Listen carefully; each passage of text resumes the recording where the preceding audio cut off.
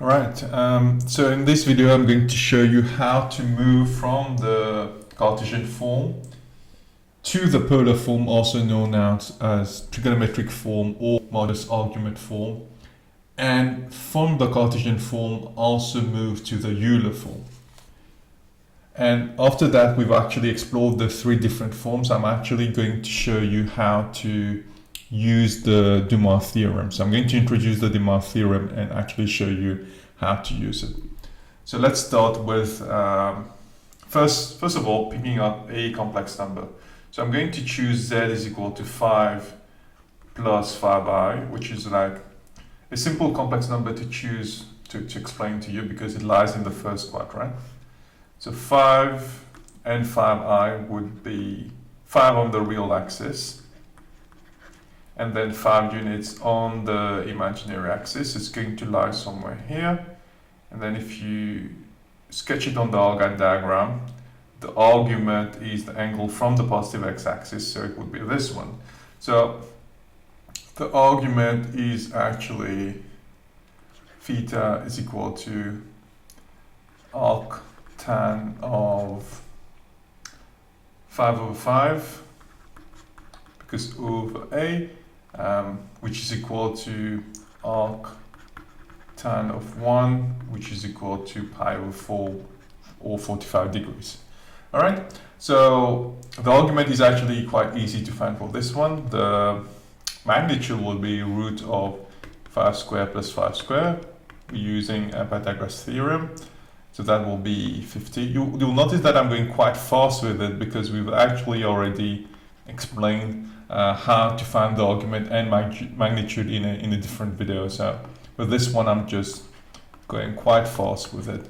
And here, if you're working in paper 1, actually, you need to leave your answer in exact form. So insert from when you don't have a calculator with you.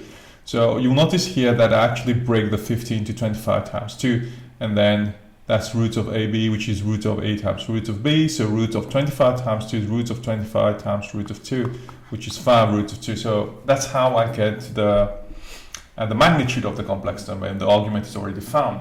So the polar form is basically written as r cis theta, which is the short form for r cos theta plus I sine theta. So once you found the argument, which is theta, and you've actually found the magnitude, you can plug into this equation so that you get the polar form, also known as trigonometric form. So here z would be 5 root of 2, open bracket, cos of pi over 4 plus I sine of pi over 4. So this is the polar form, all right? You have to write it here, polar form.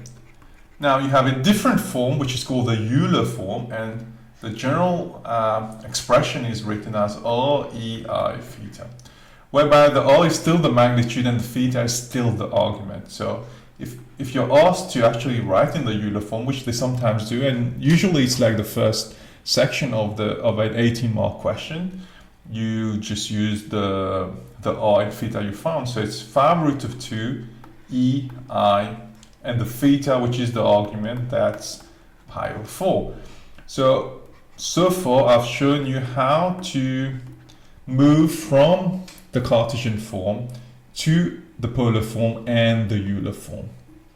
So these are just the basics of complex numbers because you're actually switching forms.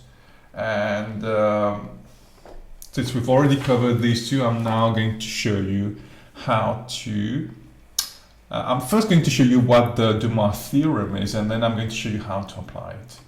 So let me just erase that.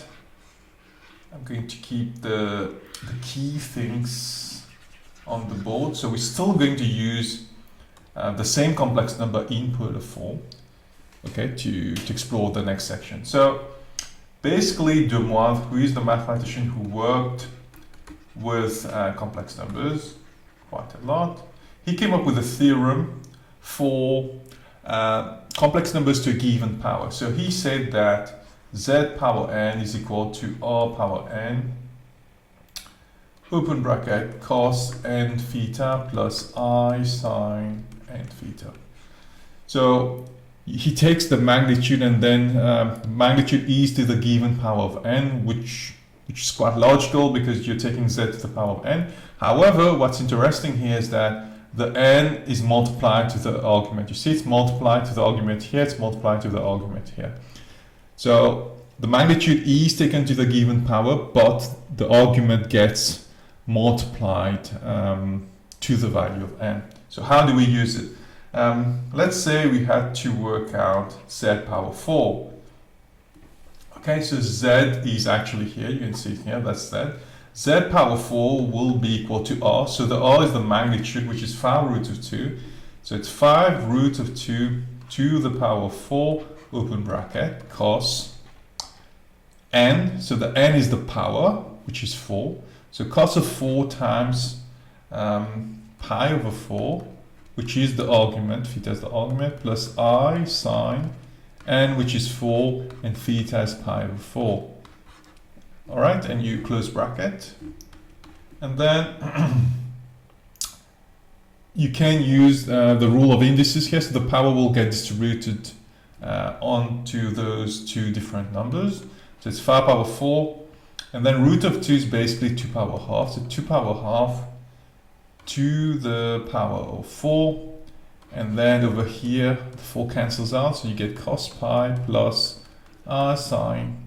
The 4 cancels out and you get pi again, and here this cancels out, 2 goes into 4 2 times, then 2 squares 4, so you get 4 times 5 over 4, and then cos of pi is actually minus 1 plus sine of 0 0, so it's I times 0, which ends up becoming 2500 if you do 5 over 4 times 4, and then times minus 1, which is just minus 2500.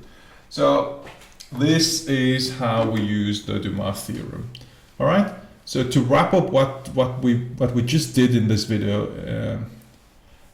I'm going to summarize it. So we first started with the Cartesian form. So you're given a complex number in the form a plus bi.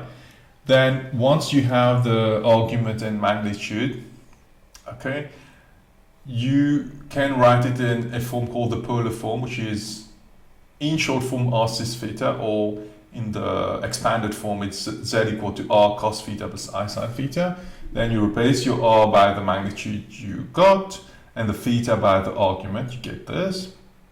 Then we explored the Moivre theorem, which is a theorem used for finding complex numbers to a given power. So here we try to do z power 4. And the formula which is given here, z power n is equal to Rn cos n theta plus I sin n theta, that's found on the formula sheet. So you just need to code it and then you use it. So R is 5 root of 2, you replace the n is 4, and then you simplify. And don't forget that if it's in your paper 2, your calculator should be in the radian mode because you're using radian angles. Alright, so I hope that you found this video useful. In the next video, we can possibly explore the proof of the Moivre theorem using mathematical induction, and we can actually explore an extension of the Moivre theorem whereby we try to work out the square root or the cube root of complex numbers. So complex numbers to given rational powers. All right. So I hope that you enjoyed this video.